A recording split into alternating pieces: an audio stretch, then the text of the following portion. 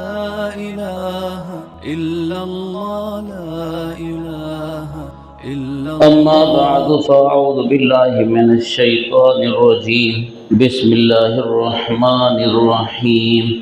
والسابقون الأولون من المهاجرين والأنصار والذين اتبعوهم بإحسان رضي الله عنهم ورضوا عنه وأعد لهم جنات تجري تحتها الأنهار خالدين فيها أبدا ذلك الفوز العظيم.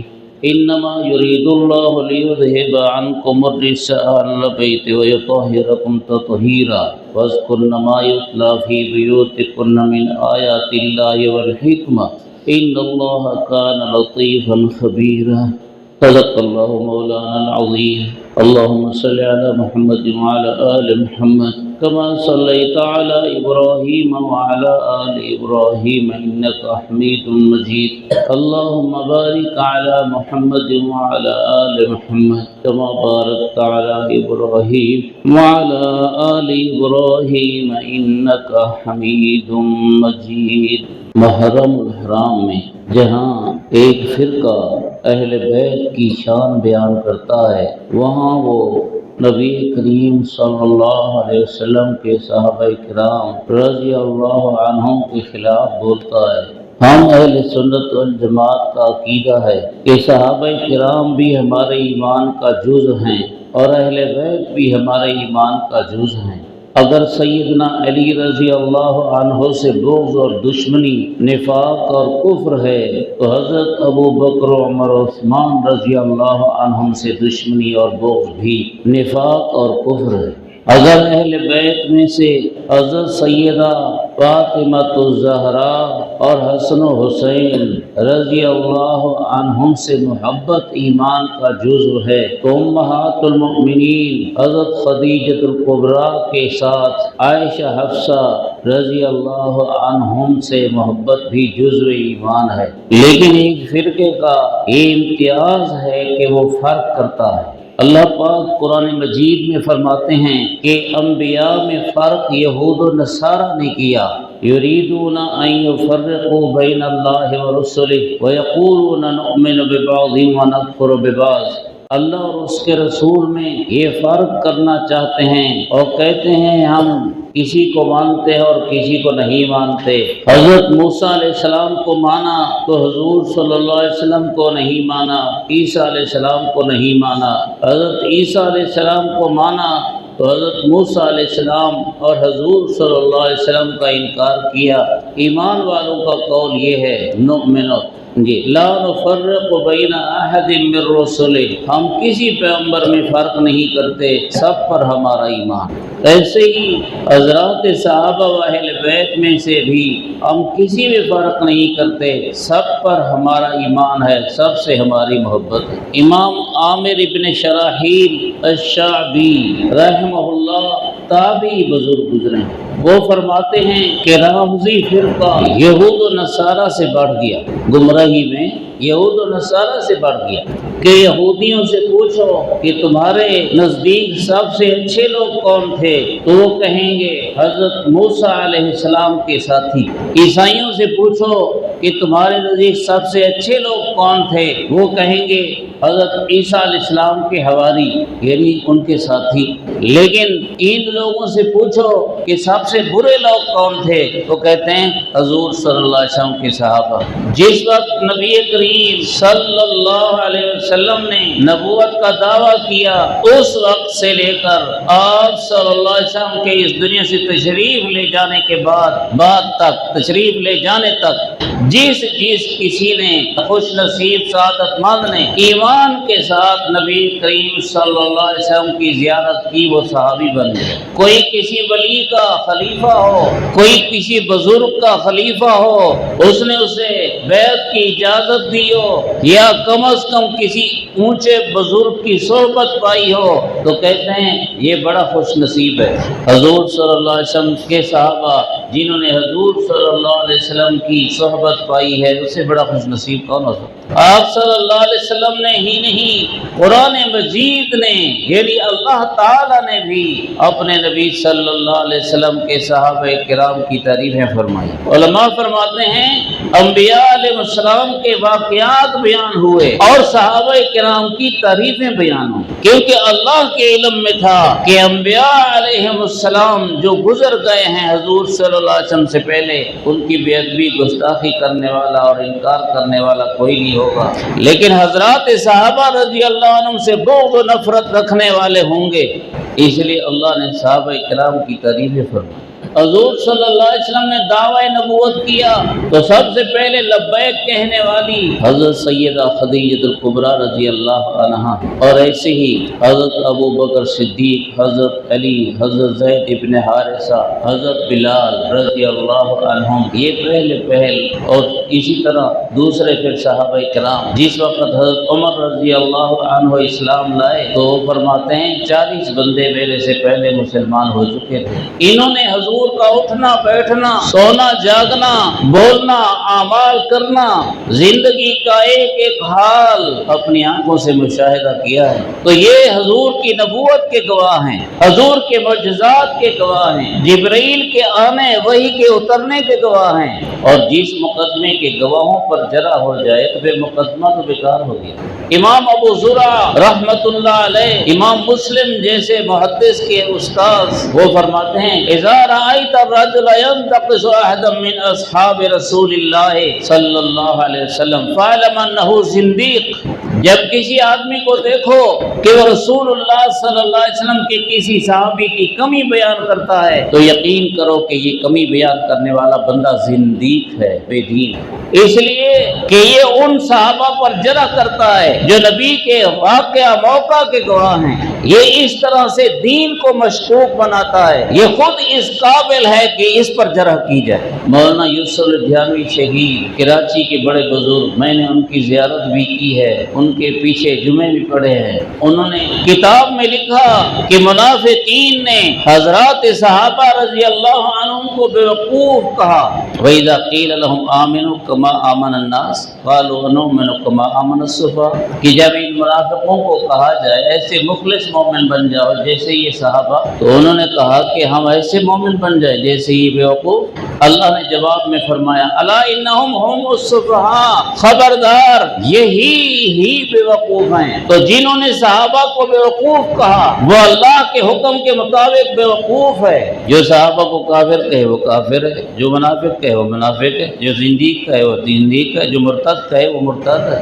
صحابہ کرام رضی اللہ عنہ پر جو حکم لگائے گا اس پر وہی حکم لگے گا۔ ایک حدیث ہے، آپ صلی اللہ علیہ وسلم نے فرمایا جب کوئی مسلمان اپنے مسلمان بھائی کو کافر کہتا ہے تو اس کا یہ جو بول ہے، بول یہ اس کے منہ سے نکلتا ہے، پھر وہ اپنا موقع تلاش کرتا ہے۔ کہنے والے نے جسے کافر کہا اگر وہ باقی کافر ہوتا ہے تو پھر یہ بول اس پر فٹ ہو جاتا ہے، لیکن اگر یہ وہ کافر نہیں ہوتا تو کافر کا بول خود اسی پر واپس لوٹتا ہے۔ جب ایک عام مسلمان کو کوئی مسلمان کافر کہے تو اسی پر واپس لوٹ کر وہی کافر بنتا ہے، تو صحابہ کرام رضی اللہ عنہ کو جو یہی بکواس کرے تو وہ کیوں کافر نہیں بنتا؟ سورہ منافقون میں ہے کہ عبداللہ بن ابی جیسے منافق نے کہا کہ اس جنگ کے سفر سے واپسی پر فیصلہ کرو، لَإِن رَجَعْنَا إِلَى الْمَدِينَةِ لَيُخْرِجَنَّ الْأَعَزُّ مِنْهَا الْأَذَلَّ، کہ ہم اہل مدینہ معزز لوگ ہیں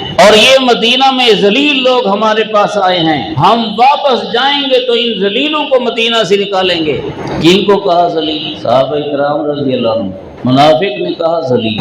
اللہ نے جواب میں کیا فرمایا؟ وَلِلَّهِ الْعِزَّةُ، اللہ کی عزت ہے، وَلِرَسُولِهِ، اس کے پیغمبر کی عزت ہے، وَلِلْمُؤْمِنِينَ، اور ان صحابہ اکرام کی عزت ہے جنہیں یہ ذلیل کہہ رہے ہیں۔ پھر ان کو منافق بھی فرمایا، یعنی جب صحابہ اکرام رضی اللہ عنہ کے خلاف باتیں کی گئیں تو دفاع کرنے والا اللہ۔ حضرت ام المؤمنین عائشہ صدیقہ رضی اللہ عنہا کے خلاف باتیں کرنے والے انہی منافقین نے باتیں کی۔ حضرت ام المؤمنین فرماتی ہیں مجھے خیال بھی نہ تھا کہ میرے بارے میں صفائی میں قرآن نازل ہو جائے گا۔ میں تو سوچتی تھی کہ اللہ یوں ہی کوئی وحی بھیج دیں گے یا اللہ اپنے نبی صلی اللہ علیہ وسلم کو خواب میں بتا دیں۔ اللہ نے سورہ نور نازل فرما کے اپنے نبی صلی اللہ علیہ وسلم کو فرمایا میرے نبی میرا قانون ہے، الخبیثات للخبیثین والخبیثون للخبیثات والطیبات للطیبین والطیبون للطیبات۔ گندے لوگوں کی گندی بیویاں ہوتی ہیں، پاکیزہ لوگوں کی پاکیزہ بیویاں ہوتی ہیں۔ آپ پاکیزہ، آپ کی بیویاں بھی پاکیزہ۔ اولئک مبرؤون مما یقولون، ازواج مطہرات وہ پاک ہیں ان عیبوں سے جن کو یہ بیان کرتے ہیں۔ اللہ تعالیٰ نے فرمایا میرے نبی جب صحابہ کرام میں سے بعض نے سن لیا تھا کہ ام المؤمنین پر بات ہوئی ہے تو کیوں نہ کہہ دیا تھا سبحانک ھذا بہتان عظیم، اللہ پاک ہے یہ بہتان عظیم ہے، کیوں نہ کہہ دیا؟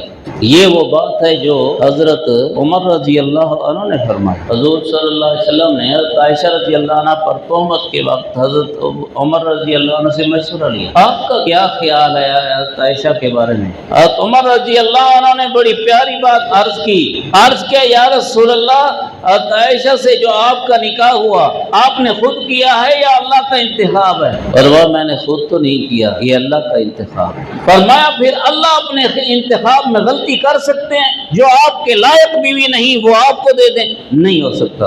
سبحانک ھذا بہتان عظیم، یہ حضرت عمر کے الفاظ تھے جسے اللہ نے وحی بنا کر بھیج دیا، لیکن یہ ان پر بھی بکتے ہیں۔ حضرت ابوبکر صدیق کا مقام کیا ہے؟ والذی جاء بصدق محمد وصدق به ابو بکر اولئک هم المتقون۔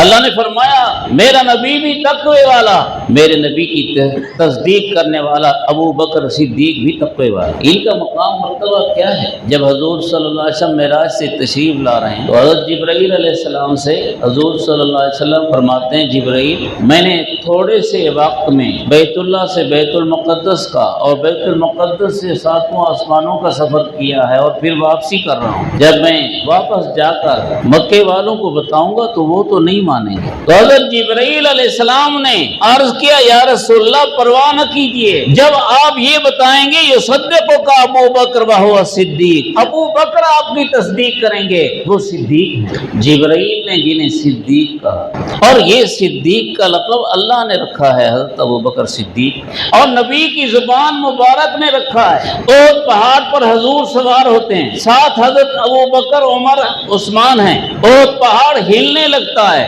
آپ نے فرمایا ھذا جبل یحبنا ونحبہ، یہ وہ پہاڑ ہے کہ اسے ہم سے اور ہمیں اس سے محبت ہے، اور فرمایا احد اسکن فما علیک الا نبی اور صدیق اور شہیدان، احد ٹھہر جا تجھے پتہ نہیں تیرے اوپر ایک نبی ہے، ایک صدیق ہے، دو شہید ہیں۔ اللہ نے قرآن پاک میں ہجرت کا قصہ بیان فرمایا، ثانی اثنین اذ ہما فی الغار اذ یقول لصاحبہ لا تحزن ان اللہ معنا۔ غار میں حضور اور صدیق دو تھے، کافروں نے انہیں نکالا تھا۔ حضرت ابوبکر صدیق کو جب نظر آیا کہ غار کے منہ پر تو کافر آ گئے ہیں، حضرت ابوبکر صدیق نے حضور صلی اللہ علیہ وسلم سے عرض کیا یا رسول اللہ یہ تو ہم تک پہنچ گئے۔ آپ نے فرمایا ما ظنک باثنین اللہ ثالثہما، ابو بکر تیرا کیا خیال ہے دو ہم ہیں تو تیسرا ہمارے ساتھ اللہ ہے۔ اور اللہ نے لفظ فرمائے کہ اللہ کے حبیب صلی اللہ علیہ وسلم نے فرمایا لا تحزن، ابو بکر فکر نہ کرو، ان اللہ معنا، اللہ ہمارے ساتھ، معنا ہمارے ساتھ ہے، معیہ یہ نہیں میرے ساتھ ہے، نا میرے ساتھ نہیں، معنا ہمارے ساتھ ہے۔ اللہ ابو بکر میرے ساتھ بھی ہے تیرے ساتھ بھی اللہ ہے، ان اللہ معنا، ابو بکر اللہ میرے ساتھ بھی ہے تیرے ساتھ بھی ہے۔ حضرت توسی صاحب رحمہ اللہ فرمایا کرتے تھے یہی وہ بول ہے جس کی برکت یہ ہے کہ اللہ کا ساتھ حضور کے ساتھ تھا اور صدیق کے ساتھ تھا، اس ساتھ ہونے کی وجہ سے نہ حضور صلی اللہ علیہ وسلم کو کوئی کافر قتل کر سکا ہے نہ صدیق اکبر کو کوئی کافر قتل کر سکا ہے۔ ان اللہ معنا، اللہ میرے بھی ساتھ ہے تیرے بھی ساتھ ہے۔ اس لیے کوئی کافر نہ صدیق کو قتل کر سکا ہے نہ نبی کو قتل کر سکا۔ اذ یقول لصاحبہ، اللہ نے فرمایا صدیق میرے نبی کا ساتھی ہے، لصاحبہ میرے نبی کا ساتھی ہے۔ کوئی گھٹیا آدمی کا ساتھی بن جائے تو اسے عیب سمجھا جاتا ہے۔ توجہ کرنا، کسی کی دوستی گھٹیا کے ساتھ ہو تو وہ آدمی بھی گھٹیا بن جاتا ہے، کسی کی دوستی بڑھیا کے ساتھ ہو تو وہ آدمی بھی بڑھیا بن جاتا ہے۔ صدیق کی دوستی اللہ نے بتایا کہ نبی کے ساتھ ہے، لصاحبہ، صدیق نبی کے ساتھ بیٹھنے والا ہے، صدیق نبی کا دوست ہے۔ اگر صدیق اکبر اچھا بندہ نہیں تھا تو یہی کہیں گے کہ نبی نے گندے آدمی سے دوستی لگائی۔ صدیق تو وہ ہے کہ نبی نے نبوت کا دعویٰ ہی نہیں کیا تھا، دوستی صدیق کی نبی کے ساتھ اس سے پہلے تھی۔ عمر میں صرف 2 سال کا فرق ہے اور چند مہینے اوپر ہوں گے، تو یہ بھی ان کا بھی مقام ہے۔ اللہ نے قرآن پاک میں فرمایا ہے الذین انعم اللہ علیہم، میرے انعام یافتہ 4 قسم کے بندے ہیں، من النبیین، سارے نبی میرے انعام یافتہ ہیں، والصدیقین، سارے صدیقین میرے انعام یافتہ ہیں، والشہداء، سارے شہید میرے انعام یافتہ ہیں، والصالحین، اولیاء میرے انعام یافتہ ہیں۔ تو حضور پر بھی انعام، صدیق پر بھی انعام، شہید پر بھی انعام، ولی پر بھی انعام۔ اللہ نے فرمایا، پھر اللہ نے نبیوں کا ذکر پہلے کیا، پھر صدیقین کا ذکر کیا، پھر شہداء اور اولیاء کا ذکر کیا۔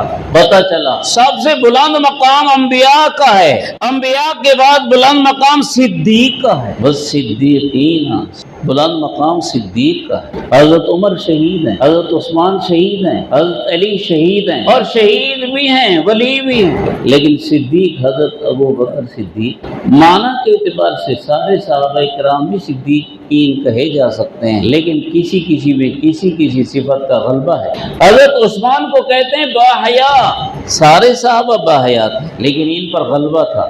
حضرت عمر کو کہتے ہیں عادل، سارے صحابہ عادل تھے لیکن حضرت عمر میں غلبہ تھا۔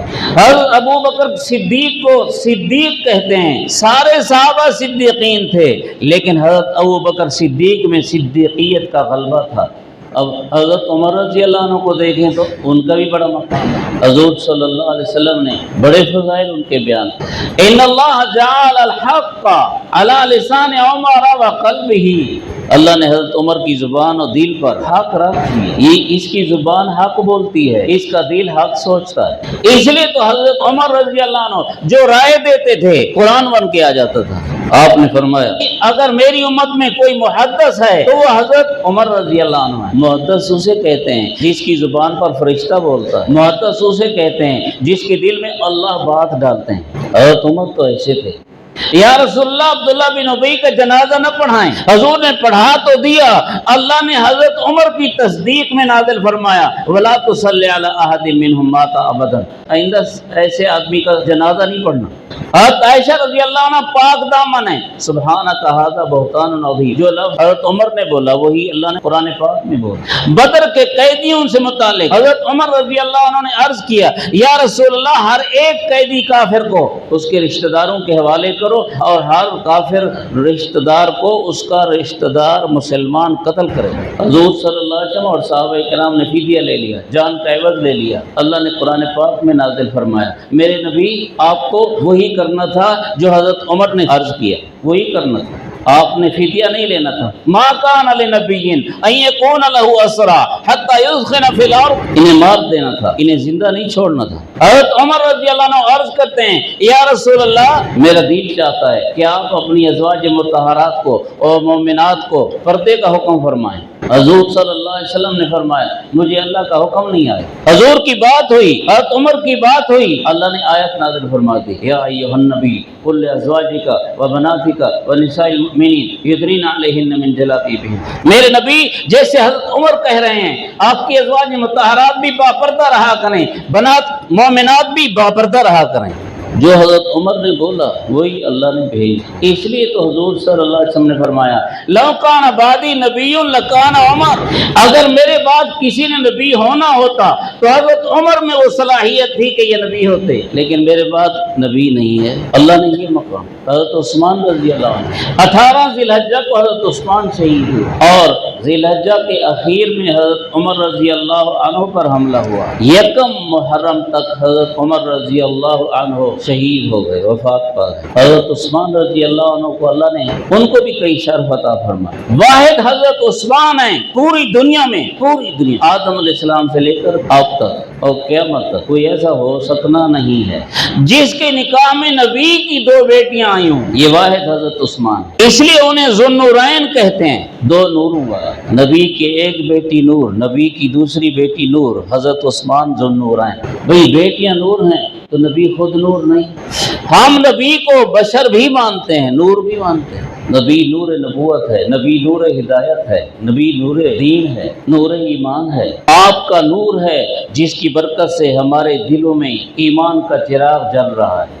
حضور نے فرمایا حضرت عثمان وہ واحد شخص ہے کہ یا تو ایک حضرت ابراہیم علیہ السلام تھے جنہوں نے اللہ کے دین کی خاطر اپنی بیوی کے ساتھ ہجرت کی تھی، حضرت ابراہیم اور حضرت سارہ، اور یا پھر حضرت عثمان ہیں کہ اپنی بیوی کے ساتھ دین کی خاطر ہجرت کی ہے حبشہ کی طرف۔ بیوی کون تھی؟ رسول اللہ صلی اللہ علیہ وسلم کی بیٹی۔ وَقَدْ نِلْتَ مِنْ سِحْرِهِ مَا لَمْ يَنَالَ۔ حضرت علی رضی اللہ عنہ بھی اقرار کرتے ہیں کہ حضرت عثمان کو دامادی کا شرف ملا ہے، حضور صلی اللہ علیہ وسلم کی دامادی۔ کہتے ہیں کہ وہ منافق تھا اور نبی نے منافقوں کو بیٹیاں دی۔ اگر خارجی اور ناصبی کہتے ہیں کہ حضرت علی رضی اللہ عنہ بھی ایسے تھے، پھر کیا کہیں؟ دشمنان اہل بیت وہ کہتے ہیں حضرت علی کے بارے میں، پھر کیا کہیں؟ حضور صلی اللہ علیہ وسلم فرماتے ہیں میں نے اس وقت تک کسی کا رشتہ لیا نہیں جب تک اللہ کی وحی آئی نہیں، اور میں نے اس وقت تک کسی کو رشتہ دیا نہیں جب تک اللہ کی وحی آئی نہیں۔ اللہ نے وحی فرمائی تھی کہ منافق کو دے دو، منافق کو رشتہ دے دو۔ آپ صلی اللہ علیہ وسلم کی ایک بیٹی فوت ہوئی تو حضرت عثمان کے لیے دوسری بیٹی پیش کر دی، اور جب دوسری بیٹی بھی فوت ہو گئی تو حضور صلی اللہ علیہ وسلم نے صحابہ کرام سے فرمایا زوجوا من عثمان واللہ لو كانت لی 40 بنتا لتزوجت بک یا عثمان واحدۃ بعد واحدہ۔ عثمان کو اپنی بیٹیوں کا رشتہ دو، اللہ کی قسم اگر میری 40 بیٹیاں ہوتی تو یہ کے بعد دیگر عثمان کو رشتہ دیتا۔ یہ مقام تھا ان کا۔ حضور صلی اللہ علیہ وسلم تشریف فرما تھے اور آپ کی پنڈلیوں پر سے کپڑا اٹھا ہوا تھا۔ حضرت ابوبکر صدیق آئے، آپ ایسے ہی بیٹھے رہے۔ حضرت عمر فاروق آئے، آپ ایسے ہی بیٹھے رہے۔ جب حضرت عثمان رضی اللہ عنہ حاضر خدمت ہوئے تو حضور صلی اللہ علیہ وسلم نے کپڑا نیچے کر دیا۔ عرض کیا گیا یا رسول اللہ حضرت ابوبکر صدیق آئے، آپ اپنی حالت پر بیٹھے رہے، حضرت عمر آئے، آپ اپنی حالت پر بیٹھے رہے، حضرت عثمان آئے، آپ نے اپنی حالت بدل دی، کیوں یا رسول اللہ؟ آپ نے یہ فرق کیوں کیا؟ آپ نے فرمایا ان عثمان رجل حیی، عثمان بڑا باحیا آدمی ہے، میری پنڈلی کا کپڑا اگر اٹھا رہتا عثمان آ کر واپس ہو جاتا۔ اور پھر فرمایا اما استحیی من رجل تستحیی منہ الملائکہ، میں اس آدمی سے حیا نہ کروں جسے اللہ کے فرشتے بھی حیا کرتے ہیں۔ یہ مقام اللہ نے انہیں دیا۔ جو آدمی دنیا جہاں کی جس جگہ میں کوئی نیکی کا عمل کرے وہ جگہ قیامت کے دن اس کی گواہ ہو۔ تو جو ہے اللہ کی زمین پر ہم نیکی کا عمل کیا کریں، گناہ نہ کیا کریں۔ حضرت عمر رضی اللہ عنہ شہید ہوئے تو وہ حضور کے مصلی پر نماز پڑھا رہے تھے۔ ان کا خون کہاں گرا؟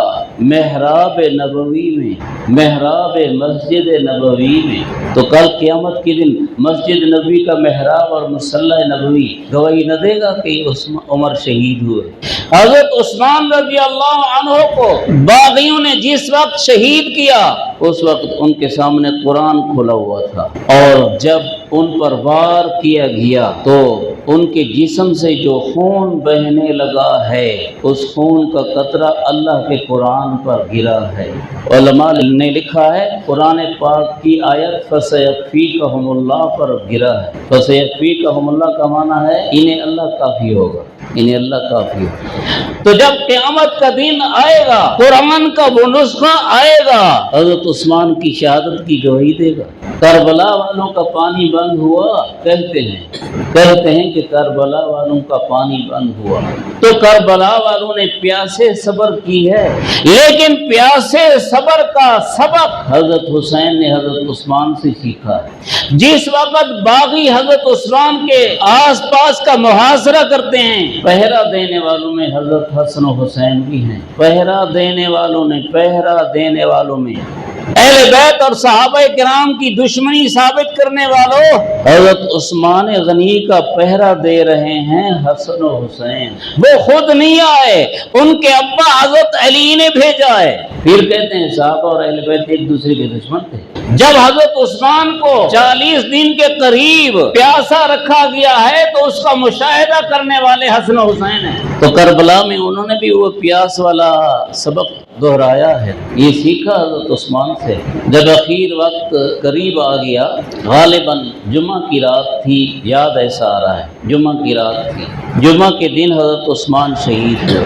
جمعہ کے دن سویرے سویرے حضرت عبداللہ بن سلام رضی اللہ عنہ حضرت عثمان کے پاس حاضر خدمت ہوئے۔ حضرت عثمان رضی اللہ عنہ بڑے خوش تھے۔ حضرت عبداللہ بن سلام رضی اللہ عنہ کو فرمایا، عبداللہ میں تیری انتظار میں تھا، رات میں نے خواب دیکھا ہے، خواب میں مجھے رسول اللہ صلی اللہ علیہ وسلم کی زیارت ہوئی ہے، آپ صلی اللہ علیہ وسلم تشریف لائے ہیں اور آپ نے فرمایا ہے عثمان آتشو کا حسرو کا، ان لوگوں نے آپ کا محاصرہ کر رکھا ہے۔ جی یا رسول اللہ آتشو کا، انہوں نے آپ کو پیاسا کر رکھا ہے۔ جی یا رسول اللہ مجھے پیاسا چھوڑ رکھا ہے۔ آپ نے پانی کی بالٹی حضرت عثمان کو پیش کی۔ دنیا کا پانی پینے والے تو دنیا کا پانی پیتے ہیں، حضور صلی اللہ علیہ وسلم جو پانی کی بالٹی لائے ہیں یہ جنت کے پانی کی بالٹی ہے۔ حضرت عثمان رضی اللہ عنہ کو فرمایا عثمان پانی پیو۔ حضرت عثمان رضی اللہ عنہ نے خواب میں پانی پیا ہے۔ حضرت عبداللہ بن سلام رضی اللہ عنہ کو فرمایا عبداللہ میں نے جو خواب میں پانی پیا ہے حضور کے مبارک ہاتھ سے، ابھی بھی مجھے اپنے سینے میں اس کی ٹھنڈک محسوس ہوتی ہے، اس پانی کی ٹھنڈک۔ اور پھر فرمایا حضور صلی اللہ علیہ وسلم نے مجھے فرمایا ہے عثمان اگر چاہو تو میں اللہ سے دعا کر کے تیری مدد کروں، اور اگر چاہو تو کل کا روزہ ہمارے ہاں آ کر افطار کرو۔ عرض کیا یا رسول اللہ بس کل روزہ رکھ کے آپ کے پاس افطار کروں۔ حضرت عثمان شہید ہو گئے، حضور کے پاس روزہ جا کے افطار کیا۔ اچھا یہاں پر ایک حدیث پاک یاد ہے، حضور صلی اللہ علیہ وسلم نے فرمایا انکم کما تحیون تموتون وکما تموتون تحشرون، جس طرح زندگی گزارو گے موت اسی طرح آئے گی، اور جس طرح موت آئے گی اسی طرح قبر سے اٹھو گے، میدان حشر میں اٹھو گے۔ حضرت عثمان روزے کے ساتھ اس دنیا سے گئے ہیں۔ حضور نے فرمایا جب قیامت کا دن آئے گا یلبی الملبی ویؤذن المؤذن، جس کا کام دنیا میں اذان دینا تھا جب قبر سے اٹھے گا تو اللہ اکبر کہتا ہوا اٹھے گا۔ جو احرام کی حالت میں حج کا احرام ہو یا عمرے کا احرام ہو، اس حالت میں اس دنیا سے اگر چلا گیا احرام باندھے ہوئے لبیک اللہم لبیک کہہ رہا تھا، جب اللہ کی عدالت میں اٹھے گا تو لبیک اللہم لبیک کہتا ہوا اٹھے گا۔ تو ان حضرت عمر کا بتایا کہ نماز کی حالت میں، حضرت عثمان تلاوت کی حالت میں، اس لیے ہم نے دونوں سے محبت کرنی ہے، صحابہ کرام سے بھی اور اہل بیت سے بھی۔ افسوس ہے کہ باتیں کرتے کرتے اہل بیت کا مقام نہ بیان کر سکا، انشاءاللہ پھر بیان کروں گا، بعد میں اپنا موضوع پھر چھیڑوں گا انشاءاللہ۔ صحابہ کرام بھی ایمان کا حصہ ہیں اور اہل بیت بھی ایمان کا حصہ ہیں۔ جو حضرت علی کا منکر ہے وہ بھی مسلمان نہیں، جو حضرت ابو بکر عمر عثمان کا منکر ہے وہ بھی مسلمان نہیں۔ اللہ تعالی ہمیں سمجھ نصیب فرمائے۔ وآخر دعوانا